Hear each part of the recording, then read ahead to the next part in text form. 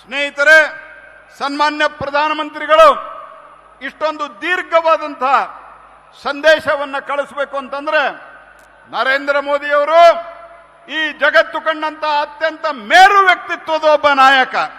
ಇವತ್ತಿಗೂ ಜಗತ್ತಿನಲ್ಲಿ ಅತ್ಯಂತ ಹೆಚ್ಚು ಜನಮಾನ್ಯತೆಯನ್ನು ಪಡೆದಂತ 25 ವರ್ಷಗಳ ಕಾಲ ಅಂದರೆ ಗುಜರಾತದ ಮುಖ್ಯಮಂತ್ರಿಯಾಗಿ 13 ವರ್ಷ, 12 ವರ್ಷಗಳ ಕಾಲ ಈ ದೇಶದ ಪ್ರಧಾನಮಂತ್ರಿಯಾಗಿ ಇವತ್ತಿಗೂ ತಮ್ಮ ಅತ್ಯಂತ ವಿಶ್ವಾಸಾರ್ಹತೆಯನ್ನು ಉಳಿಸಿಕೊಂಡಂತ ಒಬ್ಬ ಜಗತ್ತಿನ ನಾಯಕ ಯಡಿಯೂರಪ್ಪನವರ ಬಗ್ಗೆ ಇಂಥ ಒಂದು ಉತ್ತಮವಾದಂತಹ ಸಂದೇಶವನ್ನು ಕಳಿಸಬೇಕು ಅಂದ್ರೆ ಯಡಿಯೂರಪ್ಪನವರ ವ್ಯಕ್ತಿತ್ವ ಹೇಗಿದೆ ಅನ್ನೋದನ್ನು ನಾವು ಅರ್ಥ ಮಾಡ್ಕೊಳ್ಬೇಕು. ಸ್ನೇಹಿತರೆ, ನಾನು ಇಷ್ಟೇ ಹೇಳಲಿಕ್ಕೆ ಬಯಸ್ತೇನೆ. ಇವತ್ತು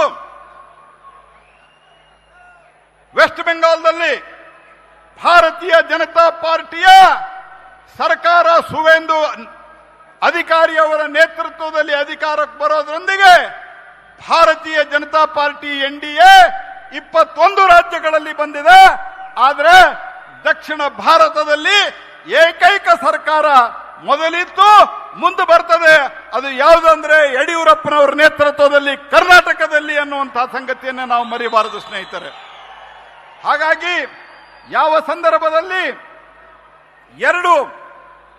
ದೇಶದಲ್ಲಿ 2 ಲೋಕಸಭಾ, ಕರ್ನಾಟಕ ವಿಧಾನಸಭೆಯಲ್ಲಿ 2 ಲೋಕಸಭಾ ಇದ್ದಾಗ ಯಡಿಯೂರಪ್ಪನವರು ಅಹೋರಾತ್ರಿ ಧರಣಿಯನ್ನ ಮಾಡಿ ಅವತ್ತಿನ ರೈತರಿಗೆ, ಅವತ್ತಿನ ಕೂಲಿ ಕಾರ್ಮಿಕರಿಗೆ, ಬಗರ್ ಹುಕುಂ ಸಾಗುವಳಿದಾರರಿಗೆ ನ್ಯಾಯವನ್ನ ಕೊಡಿಸಿದಂತ ರಾಜ ಹುಲಿ ಯಾರಾದರೂ ಇದ್ರೆ ಅದು ಶ್ರೀಮಾನ್ ಯಡಿಯೂರಪ್ಪನವರು ಸ್ನೇಹಿತರೆ.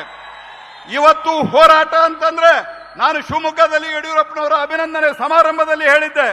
ಇವತ್ತು ಹೋರಾಟ ಅಂತಂದ್ರೆ ವಾಟ್ಸ್ಆಪ್, ಫೇಸ್ಬುಕ್ ಮತ್ತು ಪತ್ರಿಕೆಯಲ್ಲಿ, ಟಿವಿಯಲ್ಲಿ ಬರೋದಕ್ಕೆ ಸೀಮಿತ ಆಗಿದ್ರೆ ಈ ದೇಶದೊಳಗ, ಈ ರಾಜ್ಯದೊಳಗ ಹೋರಾಟದ ಹೊಸ ಕಿಚ್ಚನ್ನ, ಹೋರಾಟದ ಹೊಸ ಪರಿಕಲ್ಪನೆಯನ್ನ ಕೊಟ್ಟಂತ ಯಾವುದಾದ್ರೂ ಒಬ್ಬ ನಾಯಕ ಇದ್ರೆ, ತನ್ನ ಕಾಜಿಗಾಗಿ, ತನ್ನವನ್ನು ಏನು ಒಳ್ಳೆಯ ಉದ್ದೇಶ ಸಾಧನೆಗಾಗಿ ಹೋರಾಟಕ್ಕೆ ಹೊಸ ಮೆರುಗನ್ನ ಕೊಟ್ಟಂತ ಕೀರ್ತಿ ಅದು ಯಡಿಯೂರಪ್ಪನವ್ರದ್ದು. ಹಗಲು ರಾತ್ರಿ ಹೋರಾಟ, ಎಲ್ಲಿ ನಿಂತಲ್ಲಿ ಕುಂತಲ್ಲಿ ಹೋರಾಟ ಮಾಡಿ ಇವತ್ತೊಂದು ಪರಿವರ್ತನೆ ಮಾಡಿದಂತಹ ಕೀರ್ತಿ ಅದು ಯಡಿಯೂರಪ್ಪನವರಿಗೆ ಸಲ್ತದೆ.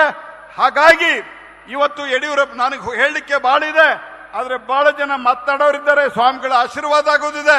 ಹಾಗಾಗಿ ನಾನು ಬಹಳ ಮಾತನಾಡೋದಿಲ್ಲ. ನಾನು ಇಷ್ಟೇ ಹೇಳ್ತೀನಿ, ಪ್ರಧಾನಮಂತ್ರಿಗಳೇನು ಹೇಳಿದ್ದಾರೆ, ಯಾರು ಕಠಿಣ ಪರಿಶ್ರಮವನ್ನ ಪಡ್ತಾರೆ, ಯಡಿಯೂರಪ್ಪನವ್ರ ಬಗ್ಗೆ ಅವರು ಹೇಳಿದ್ದು, ಯಾರು ಸತತ ಪ್ರಯತ್ನವನ್ನ ಮಾಡ್ತಾರೆ, ಜನರ ಬಗ್ಗೆ ಹೃದಯದಲ್ಲಿ ಕಳಕಳಿ ಇರ್ತದೆ, ಅವರು ಜನನಾಯಕರಾಗಲಿಕ್ಕೆ ಸಾಧ್ಯ ಇದೆ ಯಡಿಯೂರಪ್ಪನವರು ಅಂತ ಏನು ಹೇಳಿದ್ದಾರೆ.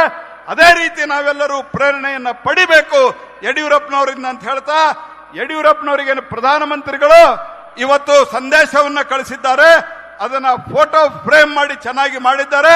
ಅದನ್ನ ನಾನು ತಮ್ಮೆಲ್ಲರ ಪರವಾಗಿ ಪ್ರಧಾನಮಂತ್ರಿಗಳ ಸಂದೇಶವನ್ನ ಸನ್ಮಾನ್ಯ ಯಡಿಯೂರಪ್ಪನವರಿಗೆ ಅರ್ಪಿಸ್ತಾ ಇದ್ದೇನೆ ಅನ್ನುವಂತಹ ಮಾತನ್ನು ಹೇಳ್ತಾ ತಮ್ಮೆಲ್ಲರಿಗೂ ನಮಸ್ಕಾರ. ಜೈ ಹಿಂದ್.